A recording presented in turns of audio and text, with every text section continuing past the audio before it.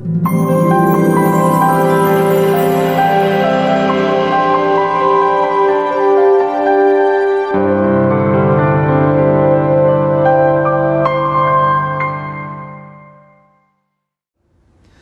pessoal, estamos de volta com mais um Biografia e hoje estamos com Samuel Magalhães, pesquisador da história do Espiritismo, que nos falará sobre a médium Ana Prado. Samuel, muito obrigado por sua presença. Quem foi Ana Prado? É um prazer estar aqui no programa sobre biografias, especialmente para falar da Ana Prado. Ana Prado foi uma médium de efeitos físicos que produziu fenômenos extraordinários, de naturalidade amazonense, que viveu no Pará durante alguns anos, aí no início do século XX. Nós estamos aqui mostrando uma foto dela. Essa foto é de quando? Essa foto da Ana Prado, ela nos foi entregue por uma sobrinha sua, a senhora Ana Augusta, que mora em Manaus, e que nos ofereceu para a composição do livro. Creio que já próxima à desencarnação dela, porque as demais fotos que temos do período são muito semelhantes, né, à fisionomia, então deve ter sido aí por volta de 1920. Aí. Você falou de um livro? Nós escrevemos um trabalho sobre a Ana Prado, foi publicado pela Federação Espírita Brasileira, que intitulamos Ana Prado, a mulher que falava com os mortos. Foi publicado em julho de 2012, agora há pouco tempo, e que trata, além da questão puramente biográfica, dos dados que conseguimos coletar ao longo da pesquisa que realizamos, o que se estendeu por um período de quase 8 anos, também trata dos fenômenos que ela produziu e faz uma breve análise desses fenômenos à luz da doutrina espírita. E Ana Prado, tem algum conhecimento dela sobre a infância, sobre a juventude dela? As informações sobre a Ana Prado, elas eram muito escassas, estavam muito dispersas, por isso a demora em reunirmos material suficiente para esse trabalho. Infelizmente não conseguimos informações sobre a sua infância e também a adolescência, mas ela casou bem jovem, já que ela casa em 1901, conforme os documentos que encontramos nos cartórios de Parintins, no Amazonas. Ela devia estar aí em torno de 18 anos de idade, por aí assim. Então, já bem jovem, já casada. A partir daí, nós temos um histórico da vida da Ana Prado. Mas, até então, não temos informação nenhuma. E ela era de família espírita, católica? A família dela já estava envolvida com o espiritismo, com o trabalho espírita, mesmo antes dos fenômenos. Os fenômenos da Ana Prado, eles iniciam realmente em 1918, como nos relata o Eurípides Prado, o seu esposo. E em datas bem anteriores, a família da Ana Prado, a mãe, os tios, já eram espíritas e, digamos assim, lidavam já há algum tempo com os trabalhos do movimento espírita amazonense. 2 dos seus tios, Emiliano Olímpio de Carvalho Rebelo e o Jovita Olímpio de Carvalho Rebelo, por exemplo, eles participaram da instituição mais antiga do Amazonas, a Sociedade de Propaganda Espírita, fundada ainda no século XIX, e foram fundadores da Federação Espírita Amazonense em 1º de janeiro de 1904. Ou seja, já que muito antes dessa vivência mediúnica da Ana Prado, os familiares dela já estavam dentro da seara espírita, é provável que ela tivesse conhecimento, tivesse contato com o espiritismo, embora não haja registro de que ela já participasse, então, das reuniões nas casas espíritas. Samuel, e qual a importância, o significado da Ana Prado para o espiritismo? Olha, a importância da Ana Prado para a doutrina espírita, no que diz respeito especialmente aos fenômenos que ela produziu, diríamos que pelo extraordinário desses fenômenos. E Ana Prado foi noticiada na Europa, aqui na América e em outros países, pelo, digamos assim, o avultado dos seus trabalhos mediúnicos. e digamos assim que foi a única médium brasileira que atuou no período das investigações científicas chamadas dos fenômenos de efeitos físicos, de materialização, efeitos luminosos, levitação e alguns outros. Os fenômenos dela estão no mesmo nível de uma Eusápia Paladino, que foi a grande médium europeia daquele período, da Madame d'Esperance, que também teve um trabalho extraordinário, e alguns outros médiuns que se tornaram famosos. Então, é importante que nós conheçamos a história da Ana Prado, primeiro, para que nós não percamos a memória do Espiritismo em nosso país, que já naquele período, início do século XX, já despontava com um vigor muito grande. E depois, para que nós possamos compreender essa inserção do Brasil nesse programa da terceira revelação, ele data já de tempos recuados. E Ana Prado foi um legítimo representante do Espiritismo. E os seus fenômenos contribuíram demais para a confirmação da sobrevivência da alma, da comunicabilidade dos espíritos, porque esses fatos foram fartamente documentados em obras como O Trabalho dos Mortos e Renascença da Alma,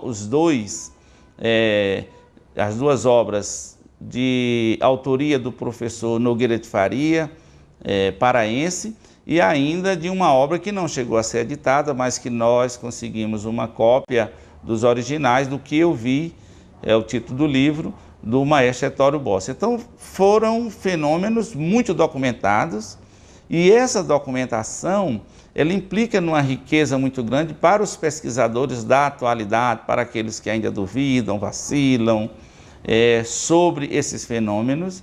Quando se debruça sobre esse material, vem uma convicção muito forte pelas provas reunidas.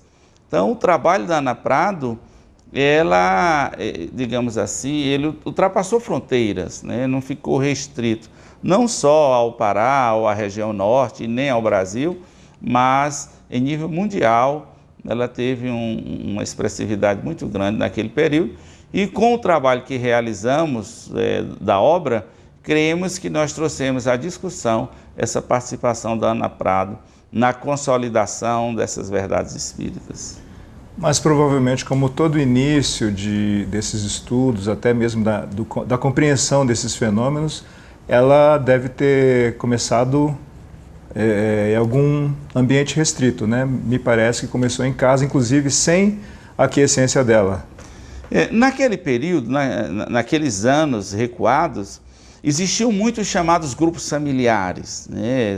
As instituições espíritas, regularmente constituídas, com sede, abertas ao público, elas já eram, de certa forma, numerosas, mas não eram tantas. E era muito comum termos os grupos familiares espalhados não só pelo Brasil, mas pelo mundo inteiro. E a mediunidade da Ana Prado, ela se apresenta numa reunião familiar. O marido que fazia essas reuniões com alguns dos seus filhos, os filhos que já eram adultos, sem obter os fenômenos, convida a Ana Prado, que segundo Eurípides, ela, de início, ela é refratária à ideia, ela se recusa. Nos parece que ela tinha algum receio do fenômeno, alguma coisa dessa natureza. Mas quando ela atende um desses dias ao pedido do marido, os fenômenos começam a acontecer. A mesinha que eles utilizavam à época na busca desses fenômenos, ela começa a mostrar sinais de movimentos, digamos, voluntários, que não dependiam das pessoas que ali estavam. E aí é que começam os fenômenos da Ana Prado, mas no recesso do lar, da sua família.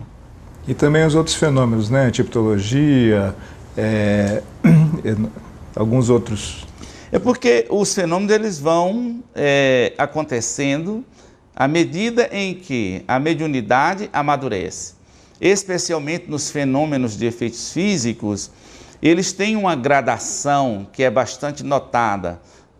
Inicialmente, geralmente aparecem fenômenos de efeitos luminosos, os toques, ou seja, pancadas em objetos, e aí eles vão se estendendo até as materializações. Às vezes iniciam as materializações por materializar apenas parte do corpo, isso porque, segundo os estudiosos, e nós vamos encontrar Allan Kardec falando sobre esses aspectos, Gabriel Delane e alguns outros, que à medida que o tempo passa e que o exercício da mediunidade avança, o médium vai tendo, digamos assim, desenvolvendo a capacidade de uma liberação maior da substância utilizada nesses fenômenos e que Charles Richer chamou de ectoplasma.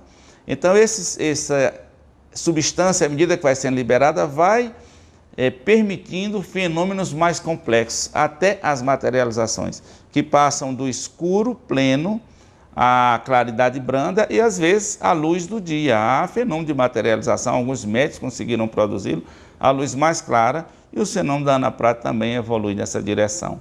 Então, é um processo natural no desenvolvimento ou na educação das faculdades mediúnicas dentro do campo de efeitos físicos. Então, para falar sobre esse fenômeno de materialização, a gente vai para o próximo bloco. Voltamos já já com mais biografia.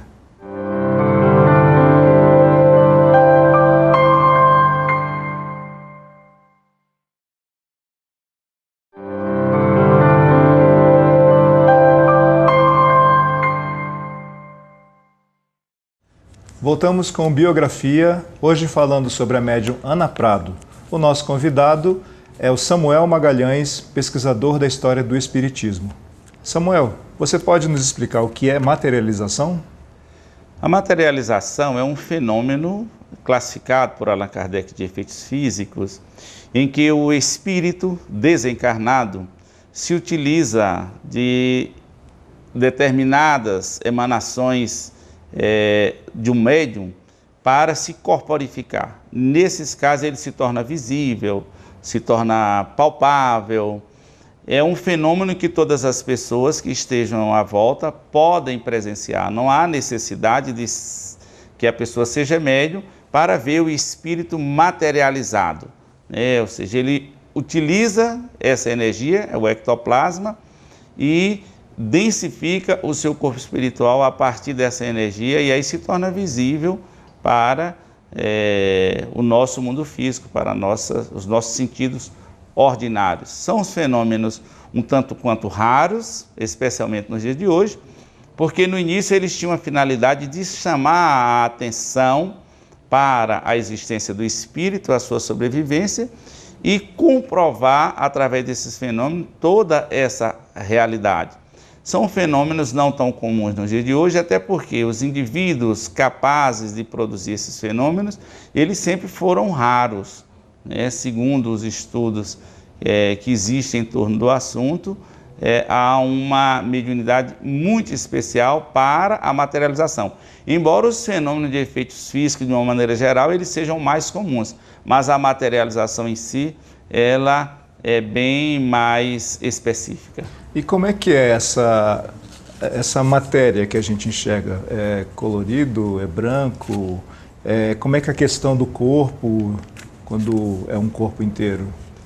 A substância que os espíritos utilizam nesses processos, ela tem uma cor esbranquiçada. As fotografias que foram tiradas à época mostram que ela é um tanto quanto leitosa, de modo que os espíritos, quando estão materializados, têm essa aparência.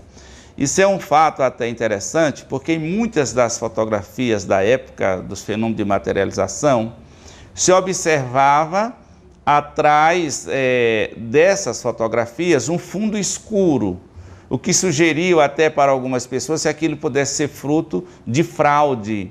Mas, na verdade, os pesquisadores explicam que eles usavam um fundo escuro exatamente para dar o contraste com o ectoplasma, para que as fotografias tivessem mais nitidez. Até porque as materializações, elas acontecem em gradações diferentes. Nós temos, por exemplo, fenômenos dessa natureza em que o espírito, mesmo sendo visível, ele é translúcido, ele é menos compacto. Normalmente isso acontece quando o médium não libera tanto ectoplasma ou que ele não tenha tanto ectoplasma. Mas já outros fenômenos, eles são bem mais compactos, chegando a ocasiões e alguns pesquisadores que inclusive pesaram esses espíritos materializados e eles tinham o peso de uma pessoa normal. Então essa substância, ela tem uma cor esbranquiçada e quando está mais densificada mantém essa cor, por isso muita gente às vezes achava, alguns críticos, que fossem produto da fraude. E até para ilustrar esse fenômeno, nós temos aqui uma foto com o mentor da Ana Prado, é isso? Isso, o Espírito João, que era o dirigente dos seus trabalhos mediúnicos, em sua última existência foi tio materno da Ana Prado. Era irmão da Ermelinda, que é a mãe da Ana Prado. E quando ele comunica pela primeira vez, em 1918, com a família Prado através da Ana Prado, ainda nos fenômenos de tipologia, em que eles se comunicavam por sinais, em que esses sinais, uma pancada representava a letra A, duas a letra B, as comunicações eram feitas dessa natureza. Ele se diz um amigo, e eles chamam-no de João, porque essa comunicação ela ocorreu no dia 24 de junho de 1918, que é o dia comemoração aí de São João, dentro da Igreja Católica. Então deram o nome do Espírito de João. Futuramente, quando ele se materializa e esses fenômenos se intensificam, ele se dá a conhecer. E, na verdade, ele era esse tio materno, Filismino Olímpio de Carvalho Rebelo. E essa fotografia que nós estamos vendo é a imagem do João quando encarnado como Felismino. Nós vamos ver na imagem o rosto com bastante distinção, podemos perceber os olhos, e em volta dele nós vamos ver um envoltório branco que é formado pelo ectoplasma, que envolve o espírito que está ali se materializando. O que está bem visível aí é o rosto de João, e acima dele há um anel também formado de ectoplasma nessa fotografia. Então, essa substância Ana Prado tinha em abundância, por isso foi uma médium tão extraordinária. E daí nós temos uma das materializações do Espírito de João, que costumeiramente materializava-se nas sessões em que Ana Prado participava. E esse ectoplasma, ele é gerado pelo médium, e como ele é liberado?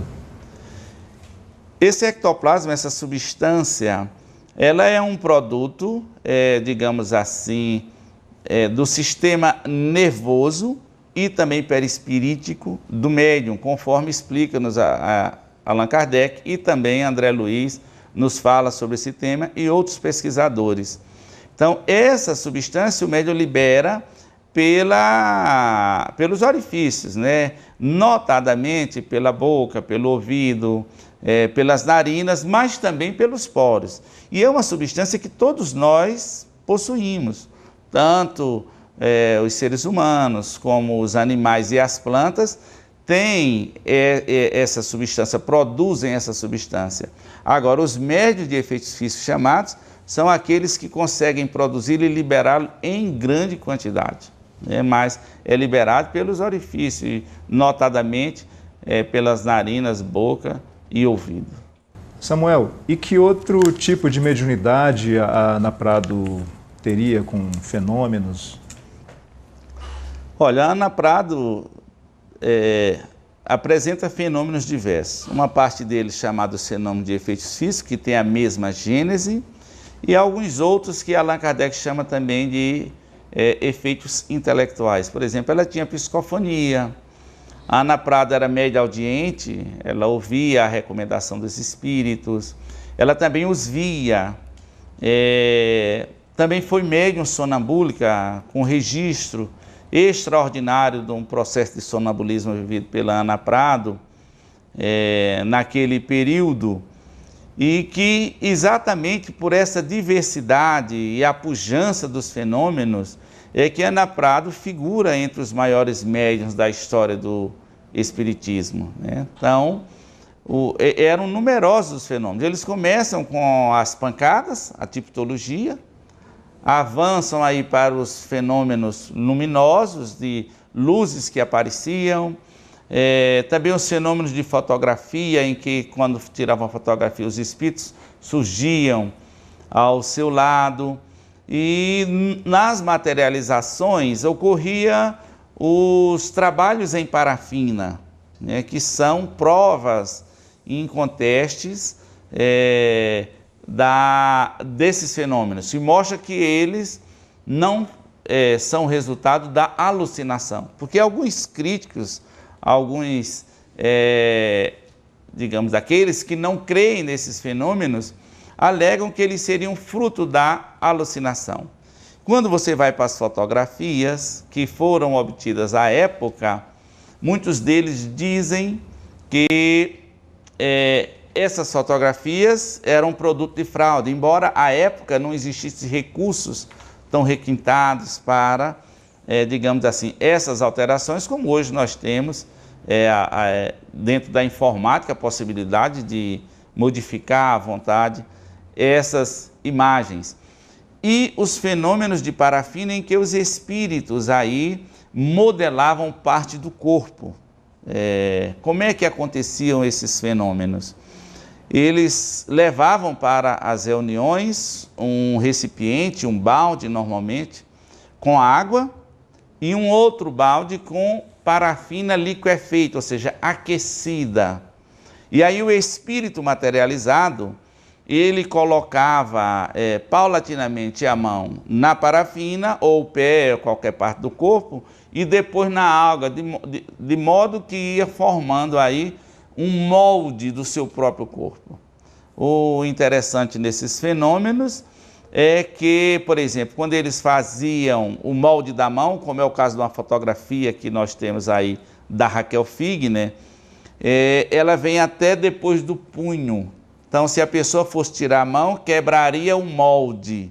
Não tem como fazer esse molde sem isso. E dada a temperatura elevada, não poderia também ser produto de uma pessoa que estivesse fraudando, um encarnado que estivesse ali para fazer isso. Então, são, digamos assim, provas desses fenômenos e provas que avançam no tempo.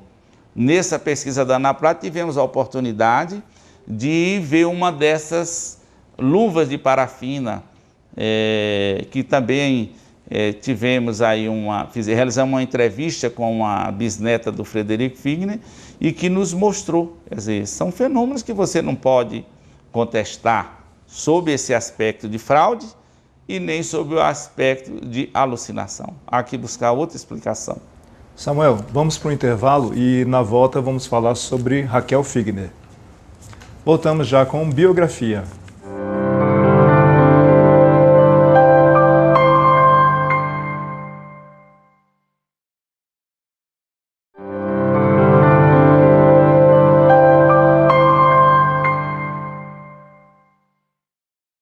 Samuel, no outro bloco você falou sobre Raquel Figner.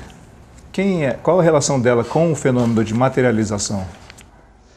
A Raquel Figner ficou muito conhecida nos fenômenos espíritas pelas suas manifestações nas reuniões, nas sessões protagonizadas por Ana Prado. Ela era filha do Frederico Figner, que já era espírita há alguns anos, quando ela desencarnou. Frederico Figner foi trabalhador da FEB, foi diretor, foi vice-presidente da Federação Espírita Brasileira. E a Raquel Figner, a sua filha mais velha, desencarnou em 30 de março de 1920.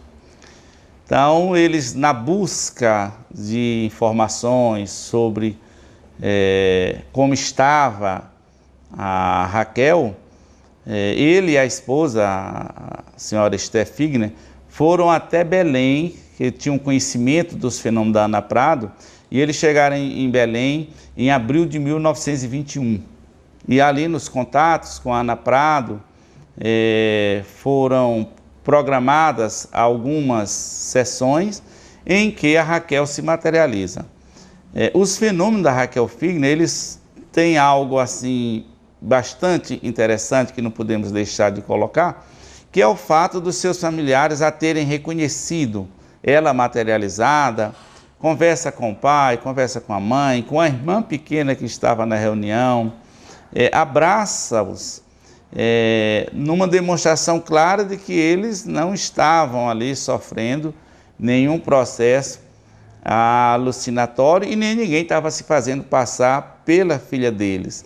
E ela ficou materializada durante mais de 2 horas através da Ana Prado. Foram algumas sessões e muito conhecido. E um outro fato interessante sobre a Raquel Figner, ela é um dos personagens, né, vamos encontrar no livro Voltei, psicografado por Chico Xavier, do irmão Jacó. O irmão Jacó é o Frederico Figner.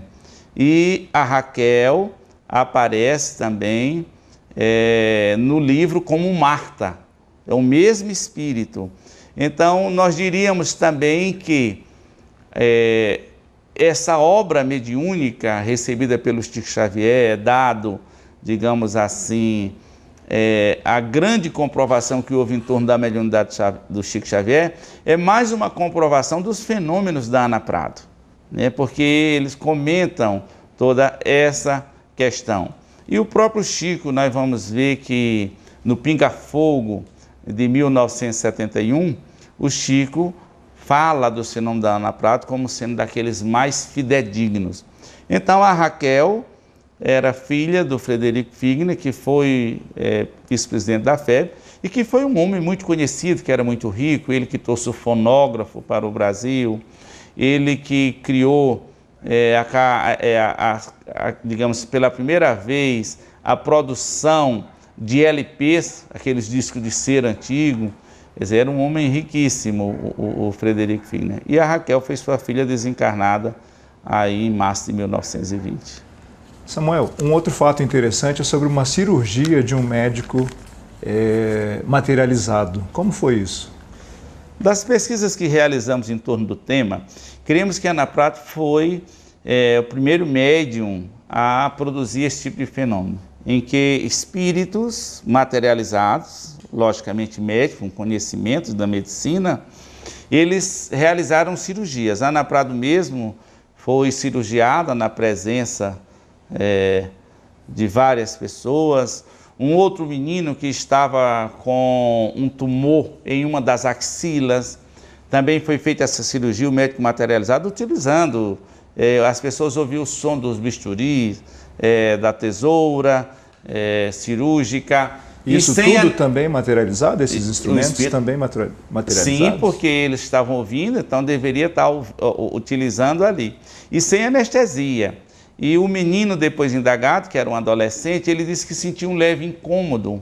E o tumor era tão grande, estava com um processo inflamatório tão grave, que ele sentia dores muito fortes.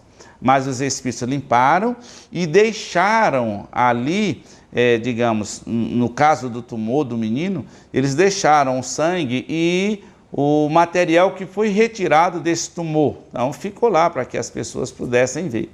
Depois nós vamos encontrar alguns fenômenos dessa natureza, com o Peixotinho também, um grande médium brasileiro, extraordinário, talvez o maior médium de efeitos físicos desse período, mas creio que Ana Prado tenha sido única no período dela em que os espíritos materializados realizavam esse tipo de procedimentos.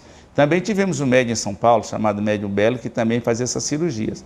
Notadamente, esses médiuns têm uma produção de ectoplasma muito grande, porque os espíritos necessitam de muita substância dessa natureza para esses fenômenos, né? E isso é um dado que não podemos deixar de ressaltar. Até porque Ana Prado produzia, em função desse muito ectoplasma, os fenômenos de transportes ou de aporte. Porque nos outros fenômenos, os espíritos utilizam, por exemplo, o ectoplasma do médium e o ectoplasma das pessoas que estão em volta e até da própria natureza, às vezes, para produzir os fenômenos. Mas no fenômeno de transporte, tem que ser exclusivamente do médium, por isso eles são tão raros, mais raros do que as materializações ainda. Então, qual o legado da Ana Prado para o Espiritismo? Olha, o legado da Ana Prado para o Espiritismo, ele até ainda precisa ser explorado, porque os seus fenômenos foram registrados, como dissemos aí no início, nas obras de Nogueira de Faria, e também publicado em alguns jornais da época, e que merecem e precisam ser estudados nos dias de hoje. Não é porque nós não temos atualmente tanto fenômeno de efeitos físicos ocorrendo, que eles não pertençam à doutrina espírita. Então, nós ainda precisamos mergulhar nesses fenômenos, estudar como é que eles aconteciam, por quê. Então, a Ana Prado, além da grande contribuição para que fosse firmado as noções espíritas no Brasil e no mundo, através dos seus fenômenos, cremos que o maior legado tenha sido a comprovação da existência, a sobrevivência da alma, a imortalidade e a comunicabilidade. Porque naquele início da doutrina espírita, lá ainda no tempo de Allan Kardec, pouco depois, assim que Allan Kardec desencarna, em 1869, começam as pesquisas desse chamado período científico.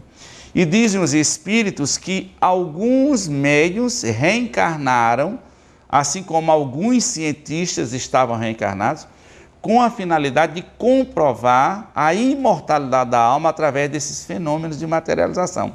Então, Ana Prado, ela fez parte dessa equipe que veio com a tarefa de comprovar a imortalidade da alma perante a comunidade científica, porque os fenômenos, eles foram produzidos dentro do mais rigoroso controle científico.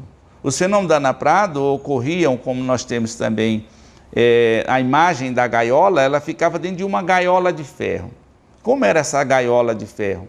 Era uma gaiola, as barras, a distância entre uma e outra tinha em torno de 3 centímetros, não tinha entrada lateral, ela era suspensa no teto por uma roldana e uma corda que a puxava, e embaixo, sim, tinha um espaço que uma pessoa estando sentada, eles baixavam aquela grade de ferro. Então a Ana Prado ficava sentada numa cadeira, que era parafusada no chão a cadeira, amarravam os braços dela, baixavam a grade, a gaiola de ferro, parafusavam a gaiola no chão e os espíritos materializados, eles atravessavam essas barras, entravam e saíam.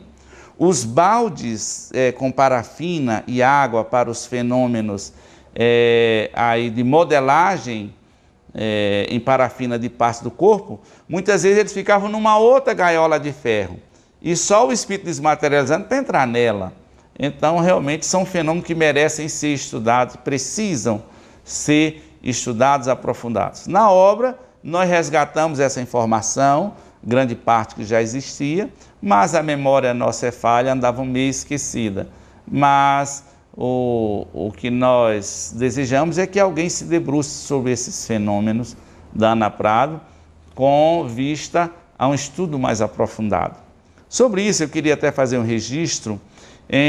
O livro foi lançado em julho de 2012 e em outubro do mesmo ano, um companheiro que é doutor em física aqui de São Paulo, o Ademir Xavier, publicou um longo artigo sobre a obra Ana Prado e o fenômeno de Ana Prado numa revista de Londres, numa revista científica. E ano passado eu encontrei na internet um longo artigo de um jornalista indiano que viveu algum tempo no Brasil, mas hoje mora em Londres, publicou um longo artigo sobre os fenômenos da Ana Prado, e onde eles dizem que na Europa há hoje em dia um interesse muito grande na pesquisa científica em torno desses assuntos. Então eu acho que o movimento espírita, aqueles que gostam dessa parte, devam se debruçar sobre o fenômeno da Ana Prado e outros médiuns que nos legaram tão farta documentação e comprovação da sobrevivência e imortalidade da alma. Samuel, o nosso muito obrigado pela sua presença aqui no Biografia de hoje.